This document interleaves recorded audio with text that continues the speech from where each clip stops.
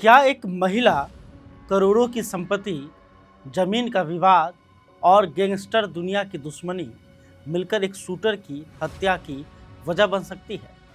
क्या गोविंद शर्मा की हत्या सिर्फ गैंगवार का नतीजा है या फिर इसके पीछे प्यार, धोखा और करोड़ों की साजिश छिपी हुई है? और सबसे बड़ा सवाल, जिस जैस्मिन परवीन पर गोविंद की पत्नी ने गंभीर आरोप लगाए हैं, क्या वो सिर्फ एक करीबी दोस्त थी या फिर इस पूरे खेल की सबसे अहम कड़ी? नमस्कार, आप खबर पॉइंट के साथ हैं। मैं हूं परमवीर सिंह। मुजफ्फरपुर के चर्चित शूटर गोविंद शर्मा हत्याकांड में अब एक ऐसा मोड़ आया है जिसने पूरे मामले को और रहस्यमय बना दिया है। गोविंद शर्मा की पत्नी रीना उर्फ अंजलि ने एफआईआर में जो आरोप लगाए हैं उसे सुनकर कोई भी हैरान रह जाएगा। अंजलि का दावा है कि उनके पति गोविंद शर्मा का पटना की रहने वाली जैस्मिन परवीन से बेहद करीबी संबंध था। आरोप है कि गोविंद ने जैस्मिन पर करीब 70 से 75 लाख रुपए की ज्वेलरी लुटा दी थी। इतना ही नहीं, पटना में 2 फ्लैट और एक लग्जरी गाड़ी भी उसे गिफ्ट कर दी थी। अब जरा सोचिए, कोई व्यक्ति किसी महिला को करोड़ों की संपत्ति गिफ्ट कर दे और फिर एक दिन अचानक वही सब वापस मांगने लगे तो क्या होगा? एफआईआर के मुताबिक ठीक यही हुआ। गोविंद शर्मा को जानकारी मिली कि जैस्मिन अब उसके दुश्मनों के संपर्क में आ गई है। इसके बाद उसने जैस्मिन से दूरी बनानी शुरू कर दी, लेकिन दूरी बनाने के साथ साथ उसने वो सारी ज्वेलरी, फ्लैट और गाड़ी भी वापस मांगनी शुरू कर दी जो उसने गिफ्ट में दी थी। और यहीं से शुरू हुआ विवाद। पत्नी का आरोप है कि जैस्मिन ने गोविंद को धमकी तक दी थी। कथित तौर पर कहा था कि अगर मुझसे विवाद करोगे तो गंभीर परिणाम भुगतने होंगे। अब सवाल उठता है कि क्या यह सिर्फ एक निजी विवाद था या फिर इसी विवाद ने हत्या की साजिश की नींव रखी? एफआईआर में सिर्फ जैस्मिन का नाम नहीं है। अंजलि ने गोविंद के कारोबारी साझेदार ओंकार सिंह और पूर्व सहयोगी बाबुल चौधरी को भी नामजद किया है। पत्नी का आरोप है कि इन तीनों ने मिलकर पेशेवर शूटरों के जरिए गोविंद शर्मा की हत्या करवाई। अब समझते हैं कि आखिर ओंकार सिंह का नाम इस मामले में क्यों आया।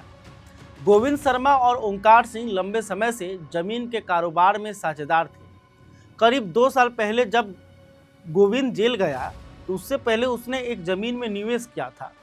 जमीन की रजिस्ट्री ओंकार सिंह के नाम पर थी और प्लॉटिंग करके उसे बेचा जाना था। जब गोविंद जेल से बाहर आया तो उसने हिसाब किताब मांगा, लेकिन जो हिसाब उसे मिला उससे वो संतुष्ट नहीं हुआ। गोविंद को लगा कि कहीं ना कहीं खेल हो गया है। दोनों के बीच विवाद बढ़ा।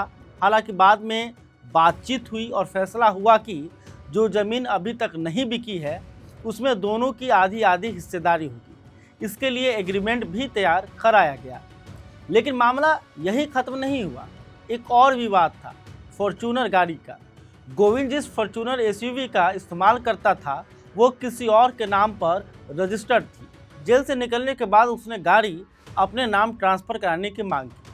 इसको लेकर भी दोनों के बीच तनाव चल रहा था।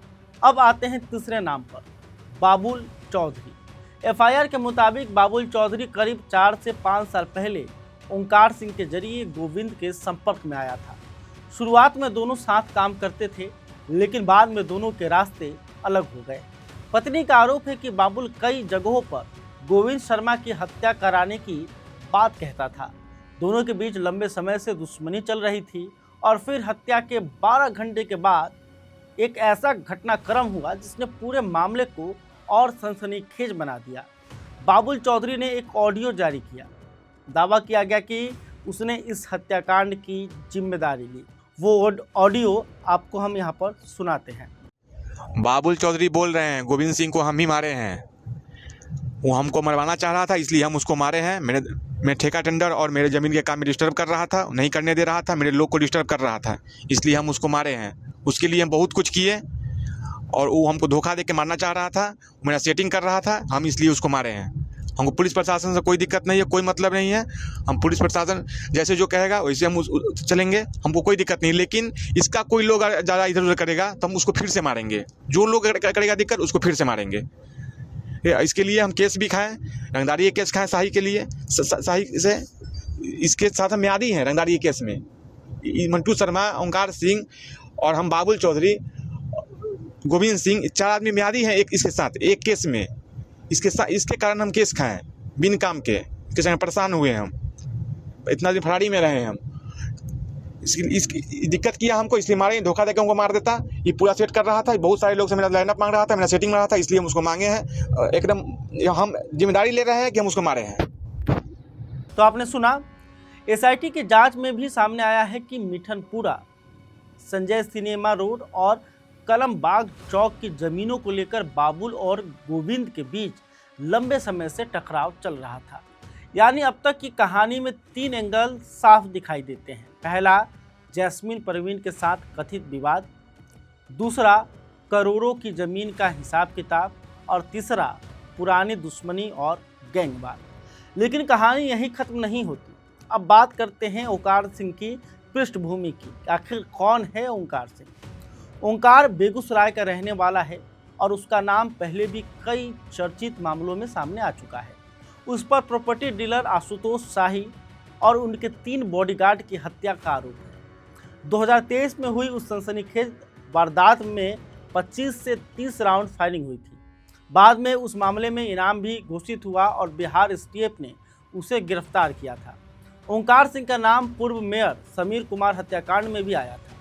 वो उस केस में जेल भी जा चुका है और बाद में जमानत पर बाहर आया। यही वजह है कि अब पुलिस इस पूरे मामले को सिर्फ एक साधारण हत्या नहीं मान रही। तो पुलिस जांच कहां तक पहुंची है ये भी बता देते हैं। नगर थाना पुलिस ने एफआईआर दर्ज कर जांच शुरू कर दी है। सूत्रों के मुताबिक ओंकार सिंह से पूछताछ की जा रही है। वहीं बाबुल चौधरी से जुड़े 2 संदिग्धों को हिरासत में लेकर पूछताछ की गई है।